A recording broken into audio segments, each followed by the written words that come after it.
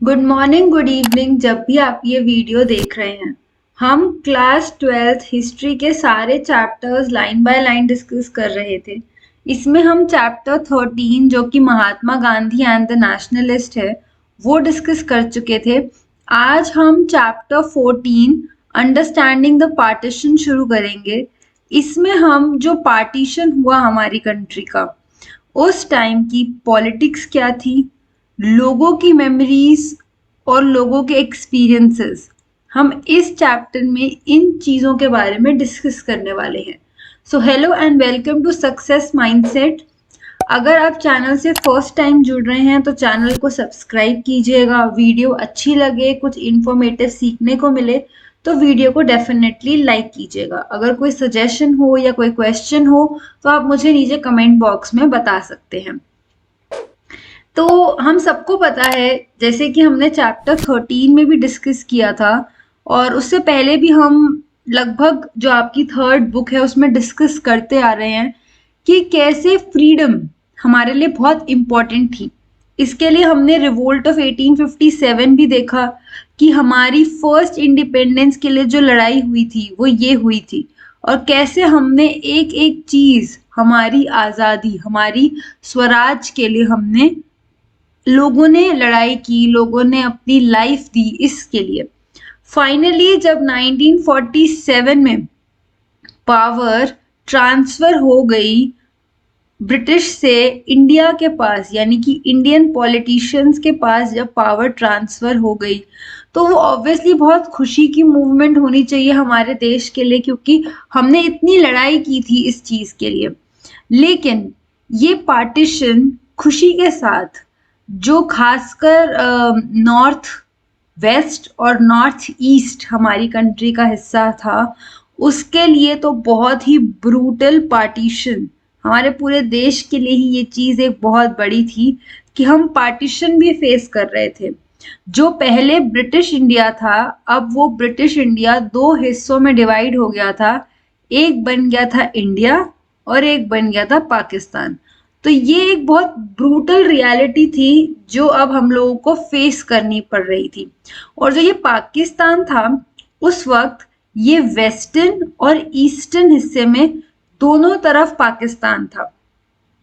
यहाँ पे देख सकते हो आप, with in its western and eastern wing. ये जो ईस्टर्न वाला है ये अब बांग्लादेश बन गया, लेकिन उस वक्त जब 1947 की मैं बात कर रही हूँ तब तो ये ऐसे ही था। ठीक है, अब थाउजेंड्स ऑफ लाइफ सफर हुई, क्योंकि लोगों को जहां पे वो पैदा हुए थे, जहां पे वो रहते थे, अब उनको वहां से दूसरी जगह पे जाना पड़ रहा था। और जिस जगह पे वो रहते थे उन्हें पता भी नहीं चला कि कब बाउंड्री लाइन खिंच गई, पार्टीशन हो गया और अब वो एक अलग कंट्री का हिस्सा बन गए। अभी तक तो वो एक ही थे ना, यहाँ पे जो रह रहे थे और यहाँ पे जो रह रहे थे वो एक ही लोग थे, लेकिन अब वो दूसरे देश का हिस्सा बन चुके थे। तो ऑर्डिनरी लोग, अब आप लोग कहोगे कि 1947 का ही एक्सपीरियंस मैटर करता है। नहीं, लोग 1947 में ही ऐसा नहीं हुआ कि 15 अगस्त को अनाउंसमेंट हुई एंड सब के सब आ गए, और जिसको इंडिया आना है वो इंडिया आ गया, जिसको पाकिस्तान जाना है वो पाकिस्तान चला गया। ऐसा नहीं हुआ था, लोग धीरे धीरे मूव कर रहे थे। तो ये पूरा पीरियड 1946 से 1950, ये पूरा वो पीरियड है, और इसके 50 के बाद भी लोग पाकिस्तान जा रहे थे, पाकिस्तान से इंडिया आ रहे थे। तो ये जो ट्रांसफॉर्म हो रहा था, लोग एक रिफ्यूजी की तरह जी रहे थे, यानी कि अब वो अपने ही देश में, अब वो अपने देश का हिस्सा नहीं रह गए थे, अब उनको दूसरे देश में भागना था। तो ये हम पूरा का पूरा इस चैप्टर में उस एक्सपीरियंस के बारे में डिस्कस करेंगे, और लोगों के जो एक्सपीरियंसेस थे, इसमें सबसे ज्यादा जो पार्टीशन के टाइम की अगर आप समझने की कोशिश करोगे तो ओरल हिस्ट्री, क्योंकि पॉलिटिक्स में लोग क्या कर रहे थे ये तो हमें पता है, बहुत अच्छे से पता है, लेकिन आम इंसान क्या कर रहा था वो हम ओरल हिस्ट्री से ही जान सकते हैं। और इसको समझने के लिए आप जो नॉर्मल लोग जो एक जगह से दूसरी जगह जा रहे थे, जो अपनी आंखों से इस पार्टीशन को होते हुए देख रहे थे, हम उनके थ्रू ही ये जान सकते हैं। और क्या स्ट्रेंथ और वीकनेस होती है इस ओरल हिस्ट्री की, एंड ऑफ द चैप्टर हम इस बारे में भी डिस्कस करेंगे। तो ये पूरा ओवरव्यू था जो अब हम इस चैप्टर में पढ़ने वाले हैं। अब हम कुछ पार्टीशन के एक्सपीरियंसेस देख रहे हैं, आपको यहाँ पे ये दे रखे हैं, 3 इंसिडेंट्स दे रखे हैं, और पाकिस्तान और इंडियन जो रिसर्चर्स और इन्फॉर्मेंट्स थे उन्होंने इनके बारे में लिखा है, और उन्होंने कोशिश की है जो नॉर्मल लोग थे उनकी लाइफ को समझने की, और उन्होंने देखा है कि वायलेंस ने हर जगह, सिर्फ पाकिस्तान या इंडिया, दोनों जगहों पे लोगों की लाइफ को इम्पैक्ट किया था। और ये लोगों ने अपनी स्टोरी लिखी है, I am simply returning my father's कर्ज हिज डेट। ऐसे करके लोगों ने अपनी स्टोरीज बताई हैं, ओरल टेस्ट, ये ओरल हिस्ट्री है, ये लोगों ने अपने एक्सपीरियंसेस बताए हैं। ये सेकंड है, for quite a few years now I have not met a Punjabi Musalman. तो ये एक दूसरे इंसान ने अपनी एक्सपीरियंसेस बताए हैं कि उसको ऐसा लगा। ऐसे देखो, अब आप देखो उस वक्त प्लेन नहीं, लोग ऐसे ट्रेन पे ऊपर बैठ बैठ के और भाग भाग के आ रहे हैं, ट्रैवल कर रहे हैं। तो ये एक बहुत मुश्किल प्रोसेस था, इतना इजी नहीं था। और no no no you can never be ours. तो ऐसे करके जो जिस कंट्री, जिस जगह, जिस लैंड पे वो पैदा हुए, वो इतने साल तक रहे, अब वो उनका नहीं था। यू आर नॉट आर्स, अब तुम माइग्रेट करो, अब तुम रेफ्यूजी की तरह दूसरी जगह पे जाओ, वहां रहो। ये पूरा एक ओरल टेस्टिमेंट हिस्ट्री का हिस्सा था। मोमेंटियस मार्कर, अब यहाँ से आपका एक्चुअल चैप्टर शुरू होगा, पार्टीशन और होलोकॉस्ट। होलोकॉस्ट क्या होता है ये आपको ऐसे 11th में भी डिस्कस किया गया होगा, कि जैसे जर्मनी नाजी हिटलर के टाइम पे ये चीज हुई थी कि ज्यूज को सरेआम मारा गया था, उन्होंने वो सफर कर रहे थे। ठीक उसी तरीके से हमारे यहाँ पे भी क्या वो हुआ। तो डिबेट ये होती है कि क्या ये होलोकॉस्ट था या ये पार्टीशन ही था। क्योंकि पार्टीशन, अगर आप वर्ड को लिटरल में देखोगे तो पार्टीशन का मतलब क्या है, बंटवारा, कि ये एक जगह थी, इसका ये हिस्सा मिस्टर ए का हो गया और ये मिस्टर बी का हो गया, सिंपल। पर होलोकॉस्ट का मतलब होता है, जैसे ज्यूज के केस में हुआ, ये नाजीज, ये जर्मनी में इस टर्म को जेनोसाइड के लिए यूज किया जाता है, कि वहां पे कितने ही ज्यूज को मार दिया गया, और ये नाजीज टाइम पे की बात हो रही है। तो क्या हमारे इंडिया में जो पार्टीशन हुआ वो पार्टीशन था या होलोकॉस्ट था? नरेटिव्स प्रेजेंट करते हैं अपने आइडियाज एंड कैरेक्टराइज करते हैं पार्टीशन को। सेवरल 100,000, हजारों की तादाद में लोगों की लाइफ चली गई थी, वो उनको मार दिया गया था।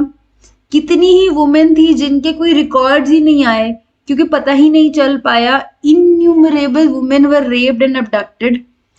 कितने ही लोग ऐसे थे जिनको अपने घर से अपरूट हुए, ट्रांसफॉर्म्ड हुए, मतलब वो घर में रहते थे, वो एक देश का हिस्सा थे, और उनको मजबूरन रिफ्यूजी की तरह जीना पड़ा एक अलग एलियन लैंड पे। ये पूरा इंडिया का हिस्सा है फॉर एग्जाम्पल, लेकिन वो इस जगह पे रहते हैं। अब उन्हें यहाँ रहना, तो ये तो उनके लिए एक एलियन लैंड हुआ ना, तो उनको एक नई जगह पे रहना पड़ रहा था। बहुत सारी कैजुअलिटीज हो रही थी। लगभग 2 लाख से 5 लाख ऐसे लोग थे जो रिफ्यूजी की तरह रह रहे थे। 15 मिलियन तक कहा जाता है इंडिया से पाकिस्तान या पाकिस्तान से इंडिया, वो यहाँ पे मूव कर रहे थे। ये जो शैडो लाइंस बनाई गई थी, जो नई बाउंड्रीज क्रिएट कर दी गई थी बिटवीन न्यू स्टेट्स, ये ऑफिशियली लोग जानते भी नहीं थे आफ्टर फॉर्मल इंडिपेंडेंस। मतलब बाउंड्रीज जो ये पार्टीशन की बना दी गई थी कि यहाँ से अब पाकिस्तान है और इसके इधर वाला हिस्सा इंडिया है। इंडिपेंडेंस के 2 दिन बाद तक लोगों को यही नहीं पता था कि फॉर्मल बाउंड्री है कहाँ पे। वो लोग एक जगह से दूसरी जगह होमलेस दर बदर घूम रहे थे, और उनकी जो इमूवेबल प्रॉपर्टी, जैसे कि उनका घर था या उनकी अलग अलग चीजें, जो उनकी इमूवेबल एसेट्स थे, प्रॉपर्टी थी, वो सब उनकी खो गई थी। और जो मूवेबल एसेट्स थे वो, और उनके most of their separated from many of their relatives, friends. कितनी सारी इंडिया में ऐसी मूवीज भी बनी है जो ये दिखाती है कि वो बच्चा आ गया इंडिया और उसके पेरेंट्स वहां रह गए, या पेरेंट्स यहाँ आ गए बच्चा वहां रह गया। तो ऐसा कितना जेन्युइन सच में हुआ भी था कि लोग अपने नियर और डियर वन से, अपने फैमिली से बिछड़ गए थे और बहुत दुख था। उनका घर, उनकी जमीन, फॉर्च्यून, सब कुछ उनसे छीन लिया गया। उनकी बचपन की यादें, जिस जगह पे वो रह रहे थे, और लोकल और रिलीजियस जो उनके कल्चर्स थे, वो उसके हिसाब से उनकी लाइफ को, उनको स्क्रैच, बिल्कुल जीरो से शुरू करने के लिए वो मजबूर थे। अब सोचो, आप इस टांगा गाड़ी पे कितना ही सामान लेके आ सकते हो, आप क्या ही ले आओगे। और ये भी नहीं है कि आप सब कुछ ले आओगे, क्योंकि रास्ते में लुटेरों का डर है, कोई आपको लूट सकता है, मार सकता है, तो आप कितना सामान लेके आओगे। तो बहुत सारे फियर्स थे इस वक्त जो लोगों के मन में थे, और उन्हें पता ही नहीं था कि उन्हें करना क्या है। तो क्या ये एक सिंपल पार्टीशन था जो कॉन्स्टिट्यूशन अरेंजमेंट में अपीयर हुआ कि जमीन का बंटवारा हो गया, अब ये वाला हिस्सा पाकिस्तान और ये वाला हिस्सा इंडिया हो गया? क्या ये सिर्फ इतना ही था? और या फिर ये 16 मंथ्स तक का सिविल वॉर था, जो कि दोनों साइड्स में पॉपुलेशन को एक दूसरे के एनिमीज की तरह देखा जा रहा था? अब जब हम ओरली जब लोगों से पूछते हैं, जो लोग इसको सरवाइव किया जिन लोगों ने, तो वो ये कहते हैं 1947 में वर्ड्स लाइक मशाल, मार्टिनल लॉ, या फिर मारा मारी, किलिंग्स, रोला, हुल्लर, हुल्लर ये डिस्टर्बेंस, ये बड़े कॉमन से बोले जाने वाले वर्ड्स थे। किलिंग, रेप, लूट, ये भी वहां पे हो रहा था। कॉन्स्टिट्यूटेड पार्टीशन, कंटेम्प्रेरी ऑब्जर्वर्स वो कहते हैं कि होलोकॉस्ट, जो ऑब्जर्वर्स स्कॉलर्स है, वो कभी कभी ये जो इतनी एक्सट्रीम सिचुएशन थी, उसके लिए पार्टीशन की जगह कभी कभी होलोकॉस्ट वर्ड को भी यूज करते हैं कि इतना ज्यादा स्लॉटर हुआ, लोग मर गए, लोगों की लाइफ इतनी एक्सट्रीम केस में अफेक्ट हुई। मैंने आपको होलोकॉस्ट अभी शुरू में भी बताया था कि जर्मन होलोकॉस्ट, जो नाजीज में चैप्टर 11 में हमने पढ़ा था, होलोकॉस्ट बेसिकली टर्म डिस्क्राइब करी जा सकती है sense of captures the gravity, जो कि 1947 में हुआ। पार्टीशन, कभी कभी ना ये पार्टीशन वर्ड उस एक्चुअल रियलिटी को जो लोगों ने सफर किया उसको ना छुपा देता है, लेकिन वो हुआ था। It helps to focus why partition is like a Holocaust in Germany is remembered, क्योंकि उस वक्त के लिए उसको कभी कभी ऐसा भी कहा जाता है कि ये होलोकॉस्ट ही पार्टीशन की तरह का ही था ये। लेकिन दोनों इवेंट्स में कुछ फर्क भी है। 1947 से 48 में हमने कुछ ऐसा नहीं देखा कि स्टेट ने, या चाहे पाकिस्तान की स्टेट हो या इंडिया की स्टेट हो, उन्होंने किसी रिलीजन या किसी स्पेसिफिक के अगेंस्ट कोई ऑर्डर दिया हो। ठीक है, अगर आपसे होलोकॉस्ट और जो नाजी जर्मनी में हुआ या जो इंडिया का पार्टीशन था, उनमें अगर आपसे डिफरेंस पूछा जाए तो पहला यही है कि स्टेट ड्रिवन एक्सटर्मिनेशन, ऐसा कुछ जो नाजी गवर्नमेंट में हो रहा था, जो वहां पे ज्यूज को मारा जा रहा था, ऐसा कुछ यहाँ पे हमें देखने को नहीं मिल रहा था। एथनिक क्लेंजिंग, ये कैरेक्टराइज किया जाता है partition of India. Self style representative religious communities के बेस पे ये चीज हो रही थी कि पाकिस्तान में कौन रहना चाहता है और इंडिया में कौन रहना चाहता है। ये रिलीजन के बेस पे ये डिवीजन और डिसीजन हो रहा था। इसमें स्टेट एजेंसीज जो ऊपर पॉलिटिक्स पावर में बैठे हैं ना, उनका इस बात में कोई लेना देना नहीं था। बल्कि जब हम जर्मनी की बात करते हैं तो वहां पे जब हिटलर था, जब हम ये होलोकॉस्ट की डिस्कशन कर रहे हैं, तब ये सब स्टेट एजेंसी से ही लेना देना था वहां का। The power of stereotype, stereotype मतलब कि हम कुछ ऐसे विचार अपने दिमाग में बना लेते हैं जो मतलब हमें लगता है कि हाँ वो सच है, चाहे हमें पता हो या ना हो कि उसमें कितनी सच्चाई है, बट हम मान लेते हैं। जैसे कि इंडिया से नफरत पाकिस्तान में और पाकिस्तान से नफरत इंडिया में, ये दोनों की जो ये हेटरेट है, ये कहाँ से आई है? पार्टीशन से आई है। अदरवाइज पहले तो हम सारे एक ही देश का हिस्सा थे, सब इंडिया ही था पहले पूरा। At times some people mistakenly believe कि जो इंडियन मुस्लिम्स हैं उनकी लॉयल्टी पाकिस्तान की तरफ है। स्टीरियोटाइप एक्स्ट्रा टेरिटोरियल, मतलब इतना ज्यादा स्टीरियोटाइप्स हमारे में एग्जिस्ट करते हैं, जैसे कि यहाँ पे आप ये कुछ स्टीरियोटाइप्स देख सकते हो कि मुस्लिम्स क्रूअल होते हैं, बाइगॉटेड, अनक्लीन होते हैं, ये इन्वेडर्स थे जिन्होंने हमारे देश को लूटा और ये उनके ही हैं, मतलब उनके आगे के बच्चे हैं, डिसेंडेंट्स हैं उनके। ये मुस्लिम्स को लेके स्टीरियोटाइप्स। फिर हिंदूज को लेके होता है कि ये kind, liberal, pure, children of the invaded, मतलब कि ये इन्वेडर्स थे और ये इन्वेडेड थे। ठीक है। अब R.M. मुर्फी ने कहा कि जैसे ये स्टीरियोटाइप आपका यहाँ पे चल रहा है, ठीक उसी तरह पाकिस्तान, उन्होंने कहा कि पाकिस्तान, जो पाकिस्तानीज हैं उनके वहां ये स्टीरियोटाइप चलता है कि जो मुस्लिम्स होते हैं वो फेयर होते हैं, ब्रेव होते हैं, मोनोथीसिस यानी कि एक ही भगवान की पूजा करते हैं, मीट खाते हैं, जबकि जो हिंदू होते हैं वो डार्क होते हैं, कावर्ड होते हैं, पॉलीथीसिस जिनके बहुत सारे भगवानों की पूजा करते हैं, वेजिटेरियन होते हैं। और कुछ इनमें से कुछ ऐसे स्टीरियोटाइप्स भी हैं जो पार्टीशन के टाइम पे नहीं, पार्टीशन से पहले से चले आ रहे थे, लेकिन हाँ 1947 में जब पार्टीशन हुआ तो ये स्टीरियोटाइप्स और बढ़ गए। और ये जो सारे मिथ हैं, construction systematically critiqued by historians, उन्होंने इन सारे के सारे स्टीरियोटाइप्स को क्रिटिसाइज किया है, लेकिन हेट्रेड दोनों जगहों पे आपको देखने को मिलती है।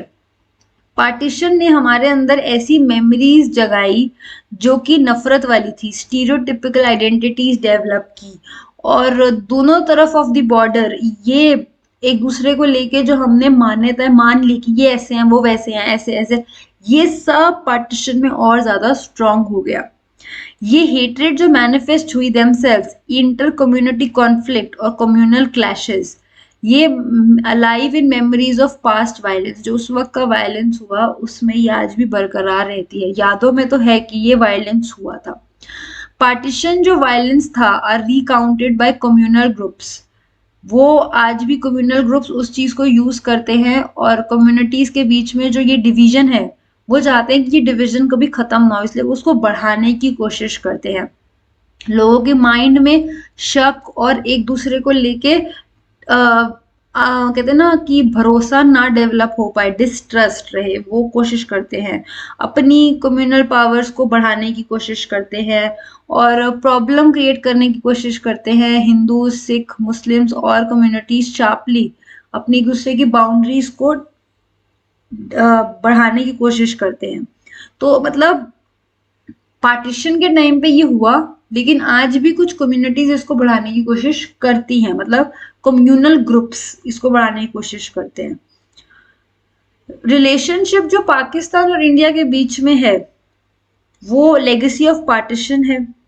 कम्युनिटीज जो दोनों तरफ की रहती हैं उनके दिमाग में वो जो एक दर्द था, जो एक फीलिंग थी जो उन्होंने फेस की, उसके साथ ही वो रहते हैं। अब क्यों हुआ पार्टीशन, और how did it happen and why did it happen, क्यों हुआ और मतलब ऐसे क्या सिनेरियो बन गए थे कि ये पार्टीशन हुआ। इससे पहले हम ये लखनऊ पैक्ट देखते हैं। लखनऊ पैक्ट ये पार्टीशन मतलब इससे पहले की बात है। लखनऊ पैक्ट ये दिसंबर 1916 में आया था। ये कांग्रेस और मुस्लिम लीग के बीच में था। तब मुस्लिम लीग जो थी ये यंग पार्टी थी। कांग्रेस ने सेपरेट इलेक्टोरेट्स को तब एक्सेप्ट किया था और ये बोला था कि ये जॉइंट पॉलिटिक्स, मॉडरेट्स और रेडिकल्स और मुस्लिम लीग, यानी कि कांग्रेस में ही ये जॉइंट इलेक्शन लड़ेंगे, ये जॉइंट पॉलिटिकल प्लेटफॉर्म पे इकट्ठे, रेडिकल्स भी, मॉडरेट्स भी और मुस्लिम लीग भी।